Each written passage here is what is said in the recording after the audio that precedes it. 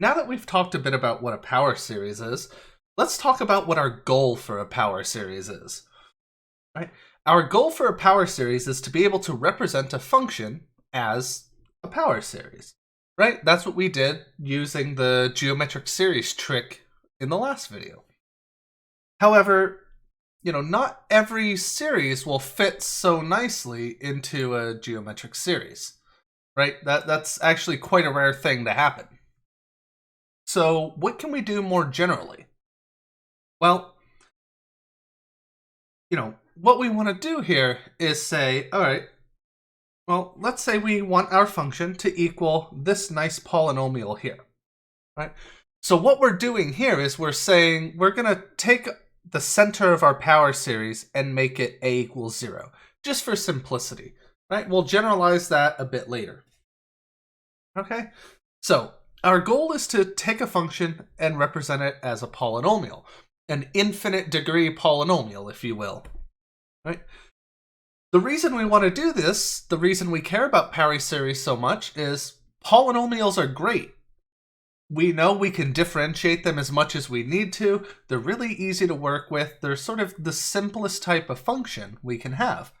So if we can take a function and represent it as a polynomial, that's fantastic. So how can we actually start getting our hands on, all these coefficients for a function? Right? Because we can write this all we want. The question is there a way to make this true? And then once it's true, well, for what values of x is it actually true? So let's look into this a bit. So assuming our function is as differentiable as we could hope for on some interval, right? Let's see what we can do. Right? Well, first thing we can do here is let's plug in x equals 0. Right? If we plug in x equals 0, look what happens. This term goes away, this term goes away, this term goes away, right? So f of 0 is c0 plus c1 times 0 plus c2 times 0 squared plus c3 times 0 cubed, and so on, right? In other words, just c0. So that means we get that c0 is going to be f of 0, sorry. Right? Wonderful. But how can we get c1, c2, c3? Well, remember, if this function's going to be a polynomial, or represented by a polynomial, it needs to be as differentiable as we want. So let's look at f prime of x. Well, that's going to be c1 plus 2c2x plus 3c3x squared, and so on. So, again, we'll plug in x equals 0, and then what happens now? F prime of 0 is going to be c1 plus 2c2 times 0 plus 3c3 times 0 squared, and so on. That's just c1. So, let me box this real quick because that's quite important. This means c1 is just f prime of 0. Well, what can we do to press forward? Well, let's take a derivative again, f double prime of x. Right, this is going to be 2c2 plus 3 times 2 times c3 x2, or x. And if we think about what the next term is going to be, it's actually 4 times 3 times 2 c4 x squared. Sorry, not times 2 yet, just 4 times 3. c4 x squared, and so on. So we're going to, just like last time, plug in x equals 0, and we're going to get f double prime of 0 is 2c2 plus, here, this is 3 times 2 times c3 times 0 plus 4 times 3 times c4 times 0 squared, and so on. In other words, C2, 2C2 is f double prime of 0. All right, so this looks a little different now. Oops, I wasn't supposed to zoom out like that. So this tells us that C2 is f double prime of 0 over 2. Okay. Now the question is, what happens next? Let's do this and find C3. Okay. So for C3, obviously we're going to take the third derivative. This is going to be 3 times 2 times C3. Oops, sorry, no more times there. Plus 4 times 3 times 2 times C4, x, and so on. All right. And so, just like before, we're going to plug in x equals 0. All right? That's going to give us f triple prime of 0. It's going to be 3 times 2 times C3 plus 4 times 3 times 2 times C4, or C4 times 0. And so on. In other words, 3 times 2 times C3 is f triple prime of 0. In other words, C3 is f triple prime of 0 over 3 times 2. Right? Now you can imagine this process continuing. Right? So continuing this, what we're going to see is that C4 is going to be the fourth derivative at 0 of 4 times 3 times 2.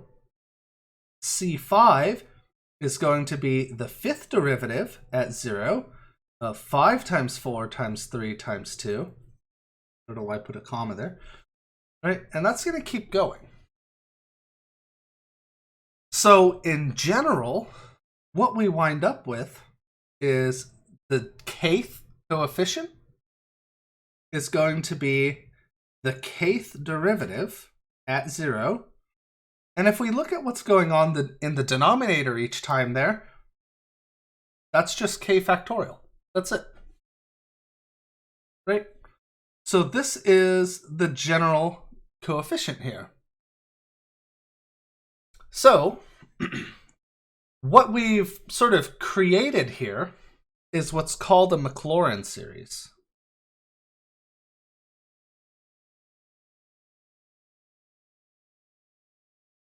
Right? So what we want to say here is, suppose f has derivatives of all orders on this interval here from minus r to r. Okay? That's specifically here because our series is centered at 0, so this will be a nice symmetric interval like this.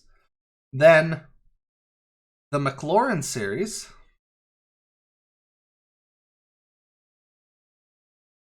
for f is,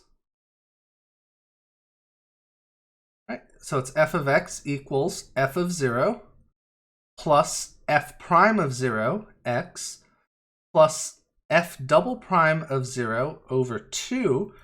It's actually a factorial here, x squared, plus f triple prime of 0 over 3 factorial, x cubed, plus dot dot dot. Or, more compactly written, it's the sum from k equals 0 to infinity of the kth derivative, the kth derivative at x, at 0, over k factorial times x to the k. Right? So this is how we can represent a function as a power series centered at 0. All right, now this works, again, for any function that will allow us to take infinitely many derivatives of it, defined on some interval. All right? So let's look at a simple example of this. right?